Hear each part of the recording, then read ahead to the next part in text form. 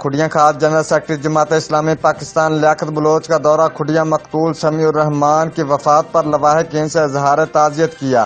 انہوں نے کہا کہ قاتل کو منطقی انجام تک پہنچایا جائے، اگر قاتل کو سزا نہ ملی تو ملک گیر احتجاج کیا جائے گا۔ ان کا مزید کہنا ہے کہ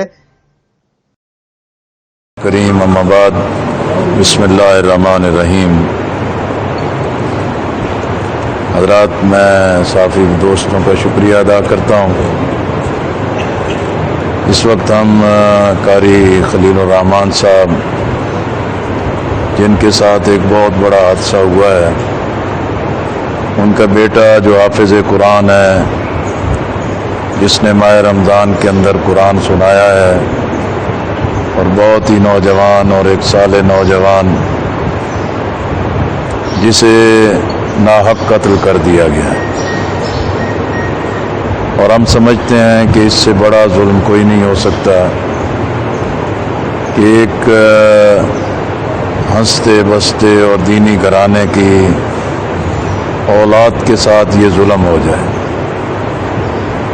اور یہ بہت ہی المناک پہلو ہے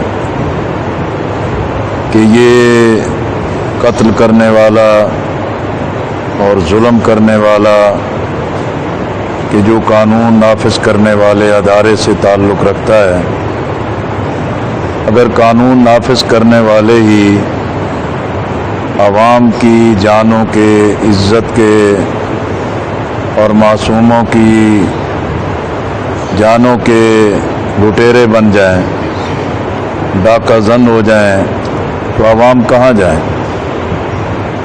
اور یہ بہت ہی المناک پہلو ہے کہ مجموعی طور پر پورے ملک میں بھی بے حیائی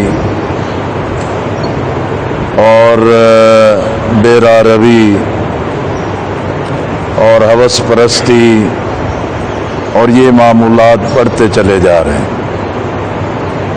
لیکن اس کا المناک پہلو یہ ہے کہ قصور ضلع میں بار بار ایسے واقعات ہو رہے ہیں، اور بار بار خاندانوں کو ٹارگٹ کیا جا رہا ہے، بار بار معصوموں کو اپنی ہوس کا نشانہ بنانے کے لیے ظلم کا نشانہ بنایا جا رہا ہے۔ ہم سمجھتے ہیں کہ اگر پہلے مقدمے کے بعد اور اس کے عمل درآمد کے بعد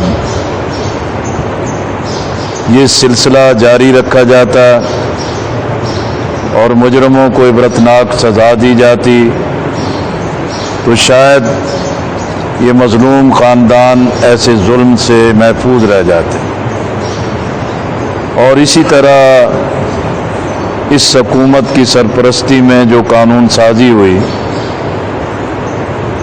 اور اس قانون سازی میں بھی ایسے کبھی عمل میں ملوث لوگوں کو موت کی سزا سے بچا لیا گیا ہے۔ اور یہ پاکستان کا سیکولر طبقہ، لادین طبقہ اور اسلامی سزاؤں سے بیزار طبقہ، جو اس معاشرے کو مادر پدر آزاد بنا دینا چاہتا ہے، انہوں نے سوچے سمجھے منصوبے کے ساتھ یہ قانون سازی کروائی، جس کی وجہ سے بدکاروں کو، بدگماشوں کو، معصوم لوگوں کی عزتوں سے کھیلنے والوں کو کھلی چھٹی دے دی گئی ہے، کھلا لائسنس دے دیا گیا ہے۔ اس لیے میں وزیر اعلیٰ پنجاب سے بھی اور انسپکٹر جنرل پولیس سے بھی مطالبہ کرتا ہوں کہ اس خاندان کے ساتھ ظلم کرنے والا حکومت سے تعلق رکھتا ہے، سرکاری محکمے سے تعلق رکھتا ہے، قانون نافذ کرنے والے ادارے سے تعلق رکھتا ہے۔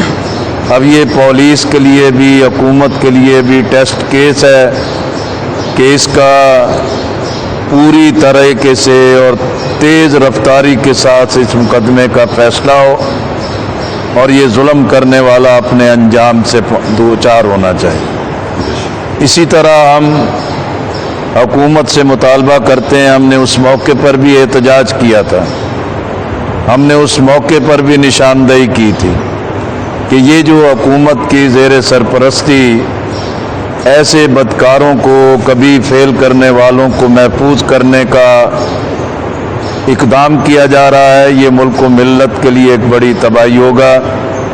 اور یہ بار بار کے واقعات جو پورے ملک میں ہو رہے ہیں, یہ اسی کا شاخسانہ ہے. نہ خوف رہا ہے اور نہ ہی اس سلسلے میں کوئی لوگوں کے اندر قانون سے ڈر رہا ہے, اور لوگ سمجھتے ہیں کہ یہ کام کر لیا جائے, خاندانوں کو برباد کر دیا جائے, معصوم جانوں کو تباہ کر دیا جائے, اور ان کو کوئی پوچھنے والا نہیں ہے. اس لیے ہم حکومت سے کہتے ہیں کہ یہ قاری خلیل الرحمان تنہا نہیں ہے.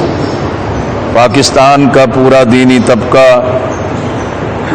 تمام دینی جماعتیں اور تمام معاشرے کے معزز اور شرفاء اور سماج کے اندر سول سوسائٹی جو